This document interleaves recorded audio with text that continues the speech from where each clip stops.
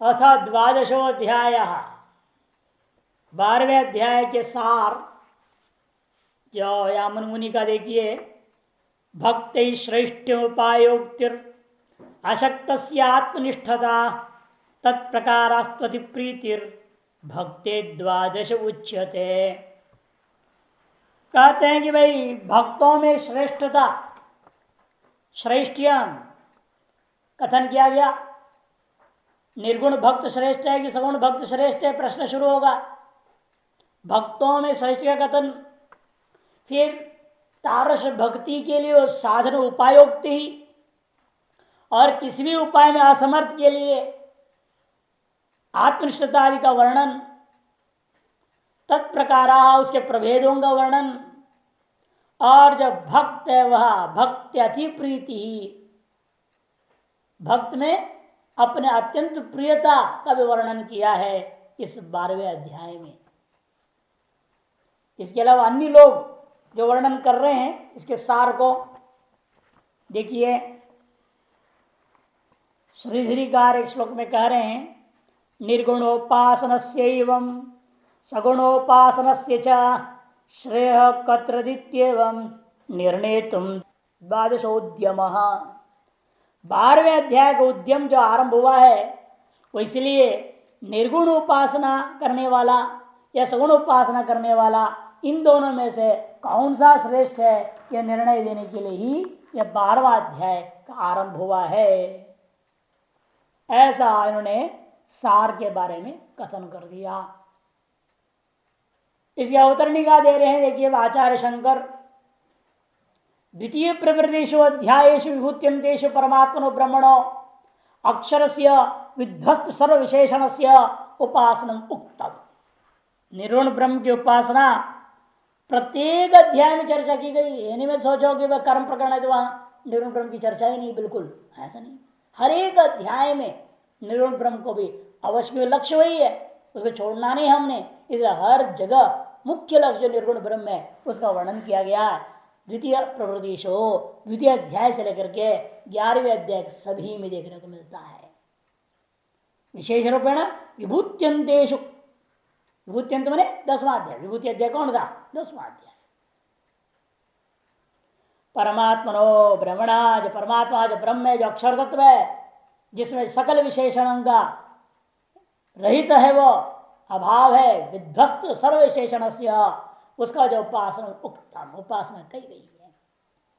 फिर उसके बाद सर्वयोग ऐश्वर्य सर्वज्ञान शक्ति मत सत्योपाद ईश्वर से तव च उपासनम तत्र तत्र उत्तम। और उसी द्वितीय अध्याय से लेकर 10वें अध्याय के बीच में जगह जगह पर सगुण ब्रह्म ईश्वर का भी उपासना कही गई है। कर्म के द्वारा उसको प्रसन्न करना, भक्ति के द्वारा प्रसन्न करना, इस प्रकार से सकल योग ऐश्वर्य और सर्वज्ञान सर्वशक्ति वाला सत्व उपाधि वाला ईश्वर जो आप हैं सगुण रूप, उसकी भी उपासना तत्र तत्र जगह जगह पर दूसरे से 10वें अध्याय तक कही गई है। और जो अभी पूर्व में जो बीता हुआ 11वें अध्याय में क्या था? विश्वरूप अध्याय तो ऐश्वर्यम आद्यम समस्त जगदात्म रूपम विश्वरूपम त्वय्यम दर्शितम उपासनार्थम एव त्वया। आपके द्वारा इस पूर्व जो 11वां अध्याय विश्वरूप अध्याय में अपना जो ऐश्वर्यम आद्यम जो आदि में हुआ था, वह जो ऐश्वर्य का भी सौम्य रूप भी बताया, सात्विक रूप भी बताया, अपने राजस रूप, उसका अंत में तामस उग्र रूप, सब समस्त जगत का जगदात्म रूपम समस्त जगत रूपेण जगदाकार रहना, जो पूर्णत्व आपको स्वरूप को, अपने विश्व रूप को त्वदीयम जो आपका अपना है उसको दर्शाया है, वह भी उपासना के लिए ही दर्शाया है। तच्च दर्शित्वा उक्तवानसी, ये सब दिखाने के बाद अंत में एक बात आपने कह दिया जो मेरे लिए खटक रहा है। क्या आपने कहा अंत में? मत कर्मकृत मत परमो मत भक्ता, ये जो 3 शब्द आपने प्रयोग कर दिया इत्यादि, मत कर्म इत्यादि, अतो अहम अनयोरुभयो पक्षयोर विशिष्टतर भूत्सया ताम पृच्छामि। आपने जो मत कर्मकृत इत्यादि कहा है उसको सुनने के बाद मेरे मन में संशय हो गया। क्योंकि आपने कहा ये भी मुझे प्राप्त करता है, ये कह देना आपने माम एति, आपने कहा माम एति मुझे प्राप्त करता है। पहले भी आपने कहा माम एव परम विष्णु परम पदम प्राप्त करेगा इत्यादि का है। सब जगह माम माम प्रयोग कर मुझे प्राप्त करता है। आपका कौन से रूप को कौन प्राप्त करेगा? फिर आप यहां माम से क्या लेना चाहते हैं? सगुण रूप को प्राप्त करते कहना चाहते हो या माम से निर्गुण रूप कहना चाहते हैं? और इस विशेष मत कर्म कृत मत परम मत भक्त जो है, ये जो है निर्गुण वाले को कह रहे हैं, आप सगुण वाले को कह रहे हैं। विश्वरूप दर्शन को दिखा करके अपने जो कहा, ऐसा लगता है विश्वरूप जो सगुण साकार रूप का ध्यान करने वाले की बात है, उसी को अर्पण करना सकल कर्म तदर्थ।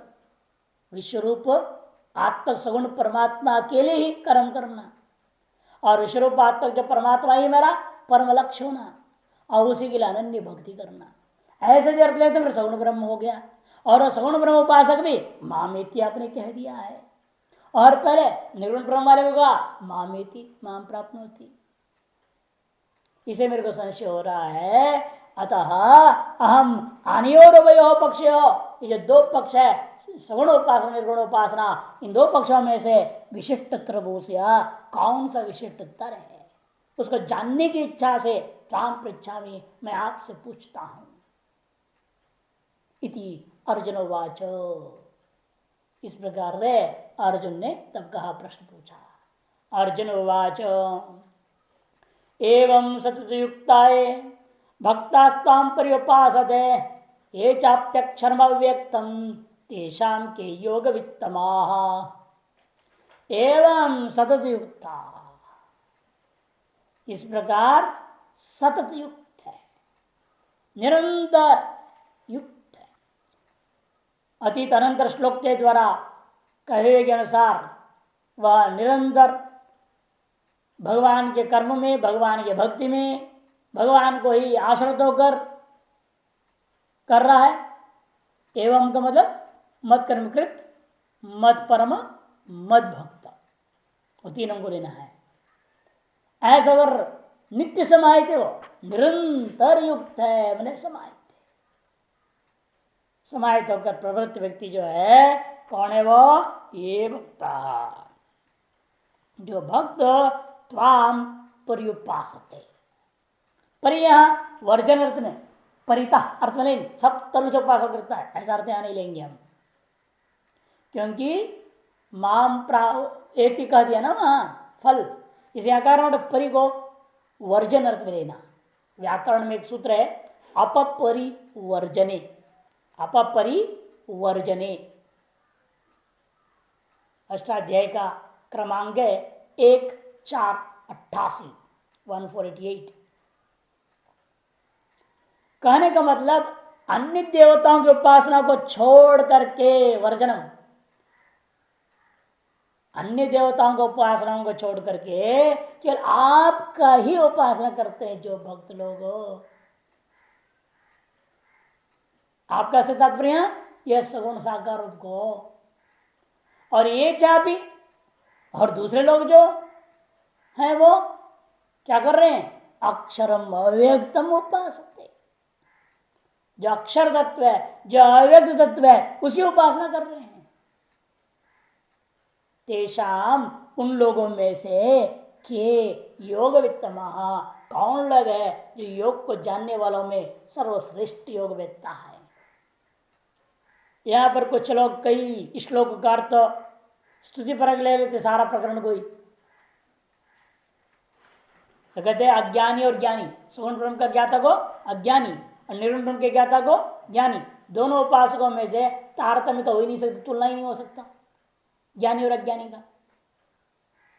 और आगे फिर तो हो जाए ज्ञानी की निंदा माननी पड़ेगी, अज्ञानी का स्तुति परक मान लेंगे तो। इसे कुछ लोगों का कहना है पंचम अध्याय में जिस प्रकार से अविद्वान कर्तृक कर्मयोग और अविद्वान कर्म संन्यास, इन दोनों में से कौन सा श्रेष्ठ पूछा गया था 5वें अध्याय में। कर्मयोग और कर्म संन्यास में कौन सा श्रेष्ठ है, और दोनों किसके द्वारा कृत था? अविद्वान के द्वारा। तब वहां कहा था कर्म संन्यास की अपेक्षा से कर्मयोग श्रेष्ठ है। उसी प्रकार यहां पर भी घटाने के लिए कुछ लोगों का कहना है मंद कर्तृक दो लोग हैं, दोनों मंद बुद्धि वाले हैं। सौन ब्रह्म उपासना कर रहा है वो भी मंद बुद्धि वाला, मंद कर्तृक ही है। निर्गुण ब्रह्म उपासना कर रहे वो भी मंद कर्तृक ही है, ऐसे मानते। और कहते हैं सगुण निर्गुण उपासना जो इनमें से कर रहे हैं उनमें से कौन सा श्रेष्ठ है, ऐसा संशय पर 5वें अध्याय के समान यहां भी घटा लेना 12वें अध्याय का प्रश्न को। बस वो कर्मी को प्रश्न था और ये उपासक का प्रश्न है, दोनों ही अज्ञानियों का मामला, ऐसा कुछ लोगों का कहना है। यद्यपि बीच में 7वें अध्याय भगवान ने क्या कह दिया था, ज्ञानी तू आत्मेव में मतम ज्ञानवान मां प्रपद्यते, 7वां अध्याय 18 और 19वें श्लोकों में आया है। निर्गुण उपासक जो होता है उसकी श्रेष्ठत्व वह 7वें अध्याय में स्वतः सिद्ध कर चुके हैं, फिर संशय क्यों आएगा। निर्गुण ब्रह्म को उपासक, निर्गुण ब्रह्म का जो चिंतक है वो ज्ञानी है, और अज्ञानी को कहते वो आत्मा ही है मेरा और मुझे ही प्राप्त कर लेता, वहां कह चुके हैं मां प्रपद्यते। फिर उसके विषय में अर्जुन कैसे पूछ सकता ज्ञानी श्रेष्ठ है कि अज्ञानी श्रेष्ठ है। निर्गुण उपासना ज्ञानी और सगुण उपासना अज्ञानी, ये श्रेष्ठ कैसे हो सकता है। और अज्ञानी, दोनों अज्ञानी है मानो तो अज्ञानी निर्गुण उपासना कर ही नहीं सकता, कि अज्ञानी की निष्ठा भेद में होता है, अभेद में नहीं। इसे निर्गुण उपासना करने वाले भी अज्ञानी है, सगुण उपासना करने वाले भी अज्ञानी, ये बात तो आप कह नहीं सकते, हो ही नहीं सकता है। अज्ञान निर्गुण की उपासना कर नहीं सकता। अजय कहना पड़ेगा निर्गुण उपासना करने वाला ज्ञानी है, सगुण उपासना वाला अज्ञानी है, तो यह भी नहीं हो सकता कि इन दोनों में तुलना हो ही नहीं सकती है, प्रश्न ही नहीं हो सकता, संशय नहीं उठेगी अर्जुन को। 7वें अध्याय हो चुका है, समझ चुका है वो चीज अर्जुन, वो कैसे शंका करेगा। अतएव वहां श्रेष्ठत्व का शंका भी नहीं हो सकता। फिर भी विज्ञ और अविज्ञों में, माने ज्ञानी और अज्ञानी के बीच में तारतम्यता संभव न होने के कारण से आपको एक कहना पड़ेगा निर्गुण उपासना में जो असमर्थ है और सगुण उपासना में प्रवृत्त कराने के लिए तो व्यवस्था क्या कहते हैं, इसलिए वो लोग पूर्व पक्षी लोग निर्गुण उपासना में जो असमर्थ है उन लोगों को सगुण उपासना प्रवृत्त कराने के लिए निर्गुण में अवरत्व कथन, निकृष्टता का कथन करके सगुण में श्रेष्ठता कथन कर स्थिति है ये, ऐसा कुछ लोगों का कहना है। लेकिन वो ठीक नहीं है, क्योंकि ज्ञों का दो ज्ञानियों का ही विषय में संशय होगा। संशय हमेशा दो बराबर लोगों को लेकर के ही होता है। ये भी वही, ये भी अज्ञानी है, वो भी अज्ञानी है। मान लो दोनों अज्ञानियों के बीच में आप तारतम्य पूछ सकते हैं, ये दो अज्ञानी लोग हैं लेकिन दोनों पृथक पृथक साधन लेके बैठे हुए हैं, उनमें से कौन सा श्रेष्ठ है। या दोनों ज्ञानी ही मानना पड़ेगा। दो ज्ञानी अलग अलग साधन लिए बैठे हुए हैं, उनमें से कौन सा साधन श्रेष्ठ है और साधन वाला श्रेष्ठ है बताना पड़ेगा आपको। समान अधिकारी या समान साधन को लेकर के ही तुलना कर सकते हैं आप। विषम अधिकारी को लेकर आप कभी भी संशय होने से ये श्रेष्ठ वो श्रेष्ठ है, स्वतः सिद्ध है उसका, वो है ही अलग, यही अलग, वो ज्ञानी है, वो श्रेष्ठ तो स्वतः सिद्ध हो ही गया अज्ञानी की अपेक्षा से, इसलिए वहां प्रश्न ही नहीं हो सकता। दो अज्ञानियों का विषय प्रश्न नहीं कर सकते आप सीधे, क्योंकि एक अज्ञानी जो है निर्गुण उपासना करे, दूसरा अज्ञानी सगुण उपासना करे, ये भी संभव नहीं है, क्योंकि अज्ञानी को निर्गुण के प्रति निष्ठा नहीं हो सकती तो उपासना नहीं कर सकता। अब रह गया, इसलिए दो ज्ञानियों के बीच में है ये मामला, यही मानना पड़ेगा। अरे दो ज्ञानी कैसे से कर सकता है, तब हाँ हम कहेंगे तब ये मामला है, एक ज्ञानी निर्गुण उपासना कर रहा है निरंतर और दूसरा ज्ञानी वह है जो निर्गुण उपासना कर दे, प्राण कर वशात बीच बीच में गिरने की संभावना को देखते सगुण को भी पकड़ रखा है, सगुण उपासना भी कर रहा है। अब इन दोनों से कौन श्रेष्ठ होगा। आत्मज्ञान रहते हुए परोक्ष ब्रह्मज्ञान है, अध्यविज्ञानी है, वो होते हुए अपरोक्ष ब्रह्मानुभूति करने के लिए निरंतर अभ्यास नहीं कर पा रहा है, नहीं ध्यान नहीं कर पा रहा है, अतः सगुण ब्रह्म उपासना भी वो कर रहा है, वो श्रेष्ठ है। या क्यों निर्गुण उपासना करने के ज्ञान वाला होकर के उसी भी निध्यासन करते चलने वाला वो श्रेष्ठ है। तब कहते हैं परोक्ष ब्रह्म ज्ञानियों का मामले, अप्रोक्ष ब्रह्मानुभूति का तो प्रश्न ही नहीं उपासना का है, ये नहीं। ये है परोक्ष ब्रह्म ज्ञानी, वेदांत पढ़ लिया जैसे आप लोग है, वेदांत पढ़ लेते हैं उसके बाद हाँ ब्रह्मास्मि बस हो गया, मुझे कुछ नहीं करना, ऐसा करके बैठेगा, प्रारब्ध कर्म की वजह से नीचे गिर जाएगा, नरक में चला जा सकता है। से प्रारब्ध कर्म के कारण से कभी भी व्यक्ति गिर सकता है, वह संभावना को देखते हुए यावत प्रोक्षानुभूति नहीं होता तावत काल पर्यंत सगुण ब्रह्मोपासना करते रहना चाहिए, वही व्यक्ति श्रेष्ठ है। जैसे पहले कहा था कर्म संन्यास की अपेक्षा से कर्मयोग श्रेष्ठ है। क्यों? आज में कर्म को त्याग दिया और चुप तो बैठ नहीं सकता, न चतुष्टि क्षणों कर्मकृत कह चुके हैं, कुछ करेगा तो क्या करेगा, अशास्त्र कर्म यदि कर दिया तो गिर जाएगा कि नहीं गिर जाएगा। इसे केवल कर्म संन्यास की अपेक्षा से कर्म ज्यादा श्रेष्ठ कहा। उसी प्रकार से यहाँ परोक्ष ब्रह्मज्ञानी को केवल निर्गुण उपासना करने की अपेक्षा से ऐसा को सगुण ब्रह्म उपासना करने वाला ज्यादा श्रेष्ठ होगा, कि वो सुरक्षित है, वो गिरने की संभावना नहीं रहती है, गिरने की संभावना नहीं है। देवता लोग ही उसकी रक्षा करते हैं, उसकी उपासना कर रहा है ना, नहीं तो देवता ही गिराएगा उसको। ऐसी प्रार्थ कर्म सामने आ जाएगा जिससे विवेक खो जाएगा और फंस जाएगा, और ऐसे प्रार्थ कर्म में विवेक जगा रहे तो देवताओं की कृपा चाहिए। तो ईश्वर की कृपा है तो आप ईश्वर की उपासना करते रहे, सगुण ब्रह्म की उपासना करना आवश्यक है।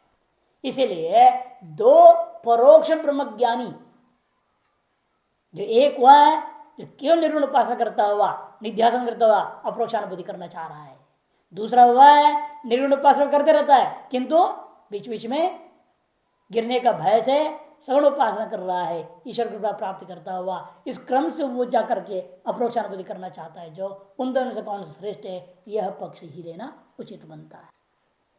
भाष्यकार क्या कहते हैं, ये लोग सब श्लोकों को दे रहे हैं, मधुसूदनीकार दे रहे हैं, भाष्यकार सब याद दिला रहे हैं पीछे किन किन अध्यायों में क्या क्या श्लोक आ चुका है, उस अक्षर तत्व के बारे में, निर्गुण तत्व के बारे में हर अध्याय में आया हुआ है, प्रत्येक दिखाते जा रहे हैं। भाष्यकार तो बहुत श्लोक दे चुके हैं, पूरे 10 अध्याय के प्रत्येक अध्याय के एक श्लोक दे रहे, देखो वहां 8 से 10 अध्याय तक का एक एक श्लोक सभी में दे रहे हैं, 1 2 3 4 नंबर डाल करके दिया हुआ है। देखिए, अव्यक्त व्यक्ति आपन मन्यन्ते माम अबुद्धया परम भाव मजानंतो मम अव्यम अनुत्तमम यह सर्वेषु भूतेषु नश्यत्सु न विनश्यति अव्यक्त अक्षरित्युक्त स्तमाहो परमाम गतिम राज विद्या राजगुह्यम पवित्रमिदमुत्तमम प्रत्यक्षावगम धर्म्यम, है ना। अनेकों श्लोक दे रहे हैं यहाँ पर, सब देख लेना। प्रत्येक अध्याय में कहाँ का निर्गुण का विचार आया है, वो सुंदर संग्रह है ये। एवं इति अतीत अनंतर श्लोक उक्तम अर्थम परामर्शति मत कर्म कृत इत्यादि ना। एवं शब्द का जो अतीत बीती हुई अध्याय, उसमें भी अनंतर श्लोक बिल्कुल अंतिम वाला, उस श्लोक के द्वारा कहा हुआ जो पदार्थ है उसी को संकेत करता है, परामर्श कर दे रहा है। क्या है वो? मत कर्म कृत इत्यादि ना, जो कहा हुआ था उसको इस श्लोक में एवं शब्द से अर्जुन संकेत कर दिया। एवं सतत युक्ता माने मत कर्म कृत हो रहा है, मत परमा है, और मत भक्त होकर के जो निरंतर कर रहा है। सतत युक्ता मतलब निरंतरेण भगवत कर्मादौ यथोक्ते अर्थे समाहिता संत प्रवृत्ता इत्यर्थ। निरंतर कर रहा है, क्या कर रहा है? भगवान के ही कर्म कर रहा है, भगवान के लिए नहीं कर रहा। बहुत अंतर है। मैं कर्म कर रहा हूं वो भगवान के लिए अर्पण कर रहा हूं, ये निकृष्ट कोटि का है। सर्वोत्कृष्ट क्या है?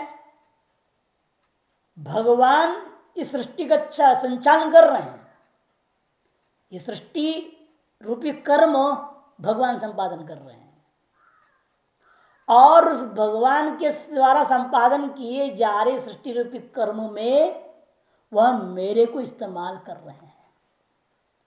अतः भगवान का वह सृष्टि संपादन पर कर्म को मैं संपादन कर रहा हूं निमित्त बन करके, उनका निमित्त बन के। मेरा अपना कोई कर्म ही नहीं जो मैं करूं। मेरा क्या कर्म है, न करने में समर्थ ही हूं, वही करा रहा है। और वो मैं निमित्त बन करके नचाए जाने पर मैं नाच रहा हूं। ये सब क्या है? ये सारा संसार वो कहते हैं केवल एक कठपुतली का नाच है। कठपुतली नाच देखा है? नहीं देखा है कठपुतली का नाच। वो लकड़ी के खिलौने होते हैं, वो सब धागे बंधे रहते हाथ पर सब में, और पर्दे का पीछे आदमी खड़ा रहता है टेबल और कुर्सी लगा करके, और वो अपने अंगुलियों में एक एक धागा, किसके हाथ का, पैर का, खोपड़ा का, सबका धागे 10 अंगुलियों में लगा रहता है, अलग अलग खिलौनों के, यूं करते रहेगा, वो नचाते रहेगा, और सारी रामलीला दिखा देंगे आपको, जो चाहे वो दिखा देंगे। और खिलौने की यूं करते चला देते, बाहर निकाल देते हैं, छोड़ देते, फिर दूसरा खिलौना आ रहा है। वो पीछे 5-6 लोग रहते, एक आदमी तो नहीं कर सकता ये चीज। 5-6 लोग आपस में इतना ट्रेंड सेटिंग है उनका, एक भी सीन गड़बड़ नहीं होगा। जैसे कठपुतली का नाच, और कठपुतलियां नाच रहे हैं और आप दर्शकों को लग रहा है कठपुतलियां नाच रहे हैं, लेकिन कठपुतलियां नाच थोड़ी रहे हैं। लकड़ी है तो जड़ है, वो कहां से नाचेंगे? इसका नचाने वाले पर्दे का पीछे बैठे हुए हैं, है ना, पर्दे का पीछे। हाँ, गाने याद है ना, पर्दे का पीछे। इधर से पर्दा है संसार में, पर्दे पर हम सब कठपुतलियां नाच रहे हैं। इसका नचाने वाला इस पर्दे के पीछे ईश्वर है, और वो अपने कर्म के अनुसार हमें नचा रहा है। वो जो हमसे कराना चाह रहा कर, लेकिन हम झूठे अहंकार मुड़ात्मा करता मन जाते, बैठे हुए बीच में फंस गए। इसे ईश्वर का कर्म को ईश्वरीय इच्छा और संकल्पानुसार है ना, यह निमित्त मात्र बन के संपादन कर रहा हूं, ऐसा सोचकर कर्म करना सर्वश्रेष्ठ है। और वह व्यक्ति उस कर्म से कोई फल की आकांक्षा ही कहां से करेगा? आपका कहां इच्छा रह गया फल कोई, कि आप कोई फल के लिए कर नहीं रहे हैं, वह करा रहा है अपने संसार को चलाने के लिए। इसे कहते हैं कि भगवत कर्मादो यथोक्त्यर्थे पूर्वोक्त पदार्थ जो वर्णन हुआ था, समाहिता संत समाहित होकर के प्रवृत्ता इत्यर्थ, प्रवृत्त है ये इसका अर्थ है। कौन प्रवृत्त है? ये भक्ता अनन्य शरणा, आगे ना परिकार कर रहा दिए भाषिकार अभी। अनन्य शरण, अन्य शरण नहीं है, मैं अन्य देवताओं का शरणागत नहीं है, विशुद्ध ईश्वर के ही परमात्मा का शरणागत है। और ईश्वर कोई नाम नहीं देना, नाम रखा आपने गड़बड़ हो गया, वो अन्य शरण हो गया, है ना। आप विष्णु कद में विष्णु एक सोपाधिक वस्तु हो गया, वो भी अन्य शरण हो गया। शिव, वो भी आप सोपाधिक दिमाग रख रहे हो शिव नाम से, और डमरू वाला हाथ पैर वाला ये वो कर गए, तब तो भी गए, वो भी सोपाधि को पकड़ लिया, अन्य शरण हो गया। वासुस ईश्वर का कोई उपाधि नहीं है कि नहीं? माया उपाधि है उसका, माया ही उसकी उपाधि है, और कोई उपाधि नहीं विशेष। तादृश ईश्वर का शरण हो जाना ही अनन्य शरण है, नहीं तो जो भी कोई उपाधि पकड़ लिया अपने अन्य शरण हो गए आप। संत त्वाम यथा दर्शितम विश्वरूपम परिउपासते, आप कई उपासना करते हैं, माने क्या? आपके द्वारा जिस प्रकार से दर्शित विश्वरूप है, उस विश्वरूप की ही उपासना करते हैं। परिकार्थ पर ले चुके हैं, अनन्य शरणा, ये परिकार्थ है। ध्यायंती, उपासना में ध्यान करते हैं। एक कोटि ये हो गया, और दूसरे लोग कौन है? ये च अन्येपि त्यक्त सर्वैषणा संन्यस्त सर्वकर्माणो यथा विशेषितम ब्रह्म अक्षर निरस्त सर्वोपाधित्वात् अव्यक्तम अकर्ण गोचरम। और दूसरे कैसे हैं? जिन सारी ऐषणा त्याग दिया, पुत्र ऐषणा, वित्तेषणा, लोकेषणा को त्याग दिया है, संन्यस्त सर्व कर्मण, और सब कर्म को त्याग दिया, मेरा कोई कर्म ही नहीं है, न कुर्वन्न कारयन् यथा विशेषितम ब्रह्म, जिस प्रकार का ब्रह्म पिछले 10 अध्यायों में जगह जगह पर वर्णन किया गया अक्षर तत्व, उस ब्रह्म वह अक्षरम निरस्त सर्वोपाधित्वात्, वह अक्षर क्यों है? कि सर्वोपाधि से रहित है, जो सर्वोपाधि रहित है उसका विनाश कहां से होना? नहीं तो उपाधि का नाश से उसके नाश की संभावना बन जाती है, वह संभावनी कदम है, क्योंकि कोई उपाधि संबद्ध ही नहीं है वो, और अव्यक्त है, मैंने अकर्ण गोचरम, और कर्ण गोचर नहीं है। यदि लोग कर्ण गोचरम तद व्यक्त उच्चते, कि संसार में देखा गया लोक में जो इंद्रियों का विषय है उसको हम क्या कहते हैं? यह अभिव्यक्त हो गया है, प्रकट है, व्यक्त है। व्यक्त शब्द बना कैसे? वी उपसर्ग पूर्वक अंजू धातु से। आगे कर भाषाकार अंचेर धातु तत्कर्मकत्वाद इदम तु अक्षर, क्योंकि अंचेर धातु तत्कर्मकत्वाद वी उपसर्ग पूर्वक अंजू धातु है। अंजू धातु क्या अर्थ में? व्यक्ति मृक्षण कांति गतिशु, व्यक्ति मृक्षण कांति गति, इन चार अर्थों में अंजू दीर्घकारांत उदित धातु है। उदित से विकल्प आदि होता है, यहां से प्रसंग नहीं, वी उपसर्ग अंजू धातु से आपने व्यक्तम,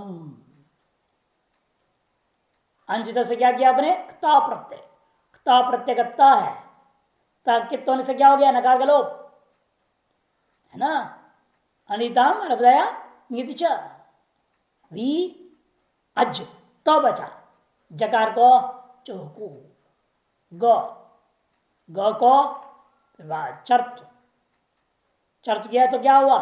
क अक और तो वी अक्त, अक्त यण व्यक्त। अंश धातु तत्कर्म का तो कर्ण विषय ही, उस कर्ण का जो विषय होता है घटपट आदि, उसी अर्थ को बताने के लिए है वो। और इसलिए ईदंतु जो ब्रह्म है ये कैसा है? अक्षरम तद विपरीतम, व्यक्त से विपरीत है, अर्थात अव्यक्त है, इंद्रियों का विषय नहीं है। शिष्ट उच्यमान विशेषण विशिष्टम, शिष्ट पुरुष लोग जो उपनिषदों को जानते हैं, वे लोग कहते हैं जिन विशेषणों से विशेषित करके उस निर्गुण ब्रह्म को लक्षित करते हैं, तादृश ब्रह्म को तद ये चापि परिपासते, उसको भी जो लोग अनन्य शरण होकर के निर्गुण ब्रह्म का उपासना करते हैं, तेषाम उभयेषाम मध्य, उन दोनों प्रकार के लोगों में से के योग वित्तमाह, कौन योग वित्तम होता है? कि अतिशयन योग विदा इत्यर्थ, कौन अतिशयन योग वेत्ता है यह समझो, योग साधन का वेत्ता है। योग माने अपराजो साधन के वेत्ताओं में कौन श्रेष्ठ है बताओ। या प्रश्न उसी प्रकार का है जैसे कोई कहे भगवान बड़ा है कि भगवान के भक्त बड़ा है, नाम बड़ा है कि नामी बड़ा है। अधिकतर को लोग क्या कहते? भगवान से बड़ा भक्त है, नाम से बड़ा नामी है, कि नामी से बड़ा नाम है, लेकिन नामी से बड़ा नाम सब लोग ये कहेंगे उल्टा। लेकिन वास्तव में भक्त से बड़ा भगवान है ना। अरे आप किसको बड़ा मानते संसार में? जो आपसे पहले से हो उनको तो आप बड़े कहेंगे, कि आपके बाद पैदा होकर बड़े कहोगे आप? आपसे पहले से होनी चाहिए, उनको आप बड़े मानते हैं। या ज्ञान से, धन से, इत्यादि गुण से श्रेष्ठ होना चाहिए, अपने से बड़े होना चाहिए, तब तो उनको बड़ा कहेंगे आप। और भक्त से भगवान बड़ा है कि नहीं है? कि हर तरीके से भक्त से पहले भगवान है या नहीं? ज्ञान से, ऐश्वर्य से, हर तरीके से वो बड़ा है। और उसका नाम भक्त इसलिए पड़ा क्योंकि भगवान का भजन करता है। यदि भगवान ही नहीं है, भगवान बड़ा नहीं है, फिर भक्त कहां से बड़ा हो जाएगा? आप जिसका भजन कर रहे हैं उसके वजह से आपका बड़प्पन पड़ता है कि नहीं पड़ता है? आजकल लोग इसी चक्कर में रहते ना, अमुक गुरु से पढ़ेंगे हम तो हमारा नाम होगा दुनिया में, हम उनसे पढ़े। लोग अरे हमसे पढ़ा है तब तो बैठे राम राम। जैसे एक समय था लोग कैलाश आश्रम में पढ़े, अरे कैलाश में रहे आप, वहां पढ़े, फिर तो कोई बात ही नहीं करेगा, पूरा सम्मान और व्यवहार बिल्कुल ठीक। और अन्य आश्रम से अच्छा पता नहीं भंडारा खाने वाला होगा ऐसा सोचते, कैलाश आश्रम में पढ़ने वाला होगा शास्त्र। एक परिस्थिति आज भी वो सम्मान है, लोग उस आश्रम के नाम पे ही लोग मानते। ऐसे रामानंद महाराज जी से पढ़ लिया, योगीनाथ से पढ़ लिया, बहुत बड़ा, हाँ बहुत शंकर भारती जी से पढ़ लिए, शंकरानंद भारती जी, इधर थे दयानंद जी, विरक्त, ऐसे लोग से पढ़ लोग इसलिए वहां जाते थे, समझ में आगे नहीं है, उनके पास रहना है, दुनिया में कहने को हो जाने को उनसे पढ़े। तो इस तरह से यहां पर भी है। तो इसलिए वास्तव में क्या है, सच्चाई में तो भगवान ही बड़ा है भक्त की अपेक्षा से, नाम ही बड़ा है नाम की अपेक्षा से। यदि नाम ही ना हो तो नाम कहां से आ जाएगा? घट वस्तु ही ना हो तो घट का किसको बोलोगे तुम घट करके? यदि भी लोग व्यवहार में उल्टा हो तो स्तुति अर्थ मानना पड़ता है वहां ऐसी स्थिति में। उपासना में प्रवृत्त होने के लिए प्रेरित करना चाहते हैं, अतः भक्त और नाम को बड़ा कह दिया जाता है व्यवहार में। भक्त को बड़ा या नाम को बड़ा क्यों कहते हैं? कि दूसरों को प्रेरणा देने के लिए कहते हैं। इस तरह से यहाँ केवल निर्गुण ब्रह्म की उपासना करने वाले की गिरने की संभावना होती है प्राण कर्माधीन होकर के, अतः उसको कह दिया जाता है उसके अपेक्षा सगुण ब्रह्म उपासना श्रेष्ठ है, भगवान कहने जा रहे हैं।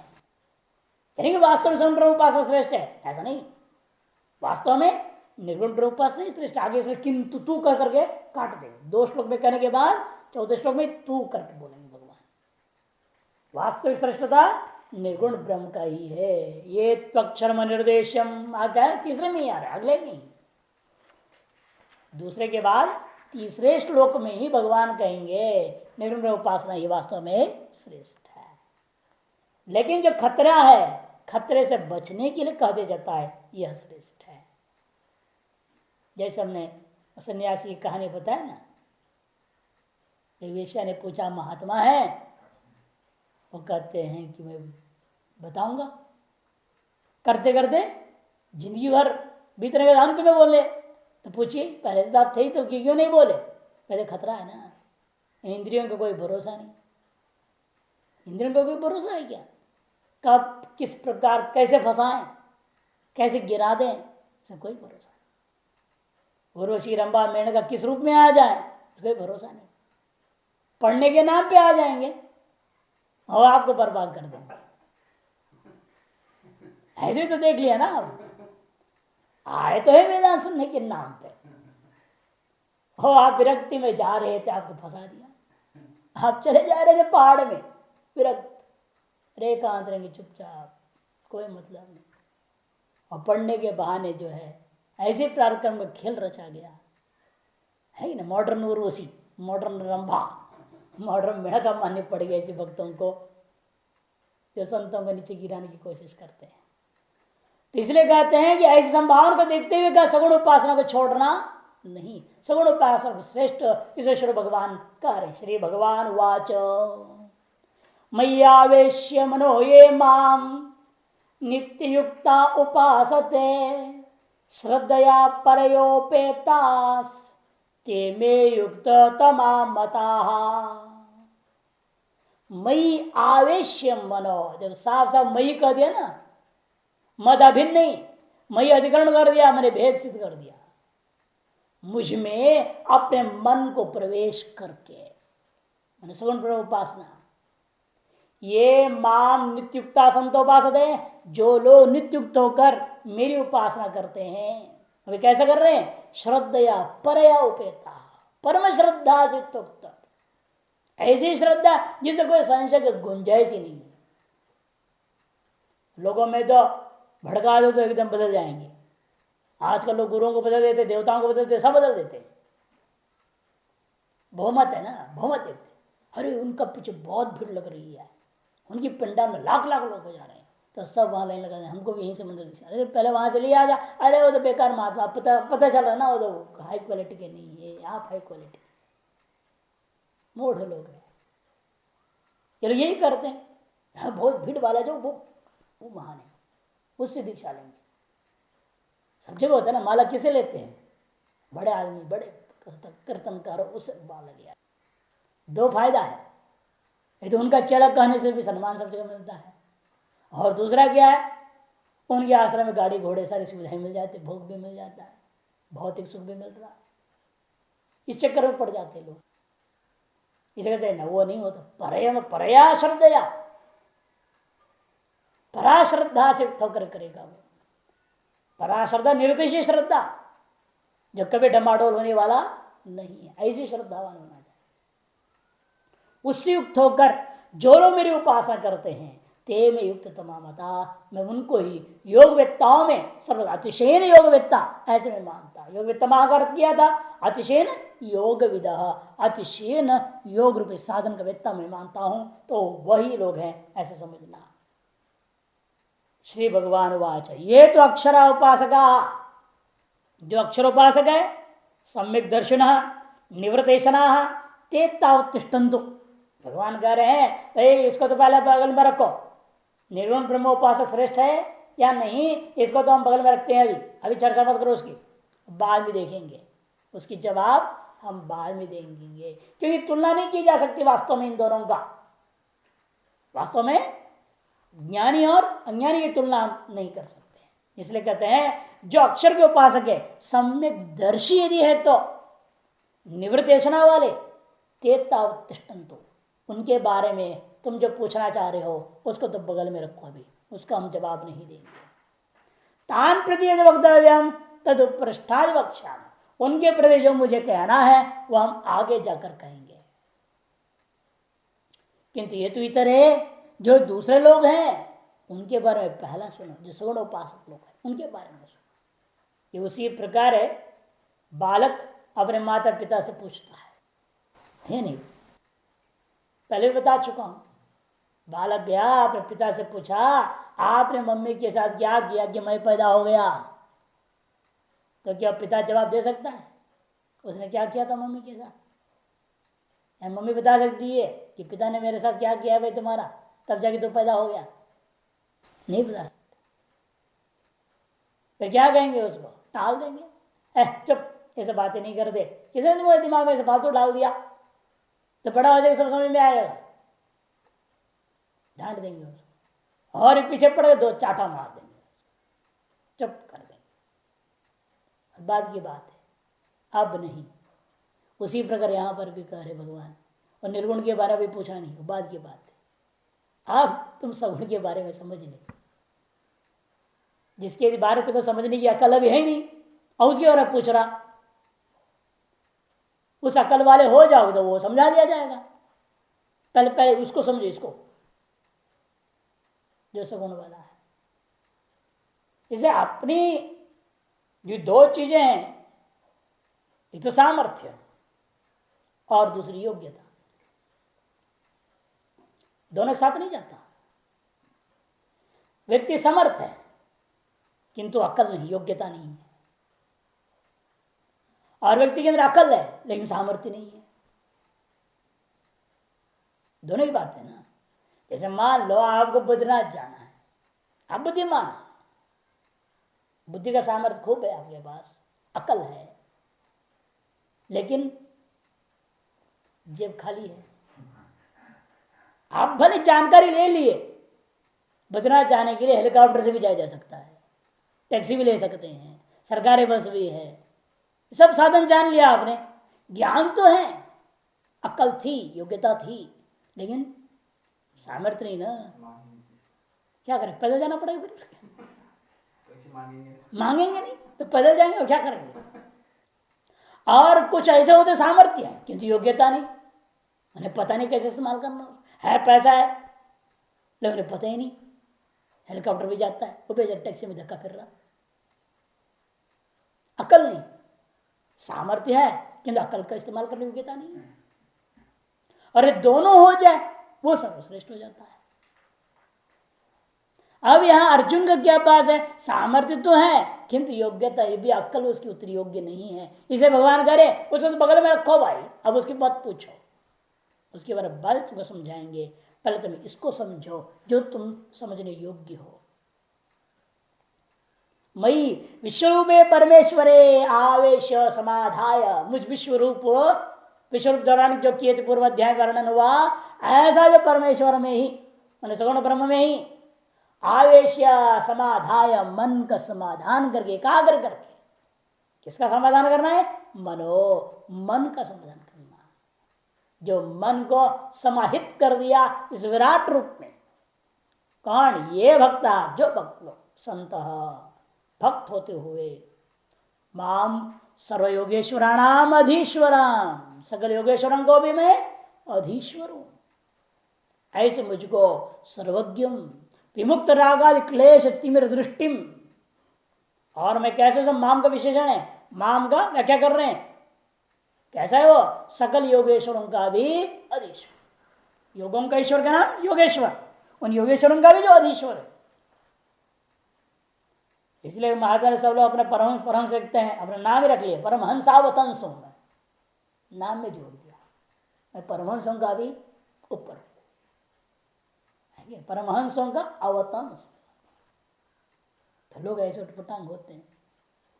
जैसे हुआ एक नरक दे विश्वगुरु, दूसरा नरक दे जगत गुरु, तीसरा नरक दे ब्रह्मांड गुरु, एक से एक।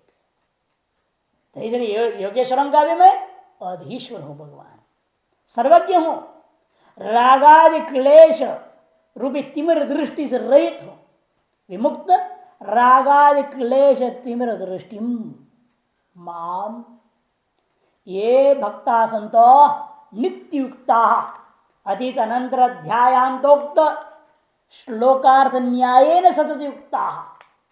नित्युक्ता माने सतत युक्ता।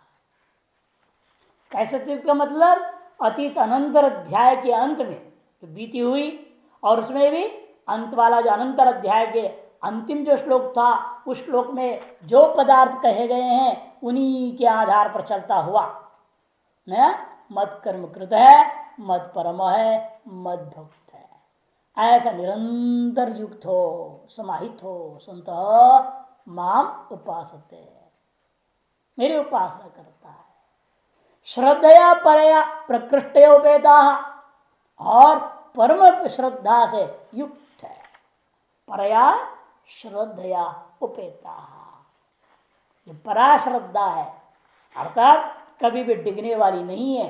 बिना पेंदी का लोटा होता है ना, और इधर इधर रोकते रहेगा बिना पेंदी है नहीं, तो कैसे टिकेगा वो, गोल बना है भैया, और इधर उधर लुढ़केगा, कभी यहाँ का कभी वहां का। वो तो आगे आएगा ही, सात्विक राजतामस वो अलग बात है। अब यहां पर तो ही ले रहे हैं, सातिशय श्रद्धा, निर्दिशय श्रद्धा, परया कर निर्दिशया, निर्दिशय हो गया, फिर सातिशया। इस सातिशय में अब 3 प्रकार के ले सकते हो, भले सातिशय में वो सब है। हाँ, वो क्षणिक तो मरकट वैराग्य वाले सब तो अलग ही है, बिल्कुल बेकार है। वो विभाजन आप अलग कर ले भले, वो सातिशय के कोटि के अंदर ही आप ले जाए, लेकिन यहाँ परिसर से निर्दिशय को लेना है ना हमने। 2 भाग होता है, निर्दिशय सातिशय। सातिशय में फिर अनेक भाग कर सकते हैं आप, जितनी चाहे उतने कर लो, कोई दिक्कत नहीं है। से परया श्रद्धया प्रकृष्टया, प्रकृष्ट श्रद्धा से उपेता ते मे मम मता। जो अपरया श्रद्धा वाले ऐसे बोलते हैं ना, शुरू में आते बड़ी श्रद्धा से, महाराज गुरु जी हैं, आचार्य जी हैं, अरे अरे कुछ नहीं, हमारा कुछ नहीं है, ना वो गुरु है, ना वो आचार्य है, ना शिष्य है, ना विद्यार्थी। ये क्यों होता है? अपरया श्रद्धा में भी एकदम थर्ड क्लास श्रद्धा वाले लोग होते हैं, जिनको प्राप्त ज्ञान का भी ऋण नहीं समझते। प्राप्त कर लिए हैं आप, कुछ तो प्राप्त किए हैं, खाली तो थे नहीं। जो भी प्राप्त किए उसको भी नहीं मान रहे हैं, जो वो उसकी श्रद्धा कैसी रही होगी। उस श्रद्धा को आप सातिशय श्रद्धा को भी नहीं ले सकते, बल्कि आसुरी श्रद्धा कहना पड़ेगा। वो आसुरी श्रद्धा है, न सात्विकी है, न राजसी है, न तामसी है, किंतु आसुरी श्रद्धा कोटि में डालनी पड़ेगी, बिल्कुल विलक्षण। तीसरे कहा विशेषण दिया, परया श्रद्धया उपेता ते मैं मने ममा मता, उन लोगों को मैं मानता हूं। क्या मानते हैं आप? अभिप्रेता, मेरा अभिप्राय है कि वह लोग ही युक्ततमा इति, वे युक्ततम है। योग वेत्ताओं में अतिशयन योग वेत्ते, अतिशयन साधन की ज्ञाता है, वह सम्यक प्रकार साधन को जान रहे हैं और उसका अनुभव अभ्यास करने में समर्थ भी हैं। असली विवेकी है वही जो रास्ता को तय करने के लिए जो भी साधन अपनाना पड़े उसमें पीछे हटता नहीं, हिचकता नहीं, वो व्यक्ति महान है। और जो व्यक्ति लक्ष्य को प्राप्त करने के लिए क्या करूं, कैसे होगा ये काम? मेरा अपना एक अहंकार है, एक सम्मान है, उसको ठेस पहुंचेगा, मैं उसको अपनाऊंगा तो कैसे अपना सकता हूं? ऐसे सोचने वाला कभी लक्ष्य को प्राप्त ही नहीं कर सकता। और योग वित्त नहीं है, योग वित्तम कहां से हो जाएगा? वो योग वित्त ही नहीं है जो व्यक्ति आप लक्ष्य को प्राप्त करने के लिए सही से साधन को अपना नहीं सकता। निरंतरेण ते मच्चित्ततया अहोरात्रम अतिवाहयन्ति अतो युक्तम तान प्रत्युक्तमा इति वक्तुम। उनको युक्तम कहना इसलिए ठीक लगता है कि निरंतर ही वे लोग ते मच्चित्ततया मुझ में मन को लगा करके दिन रात को बिताते हैं। अतो युक्तम तान प्रति, इसे उनके प्रति जो मैंने कहा है वे युक्ततम है, वो उचित ही है।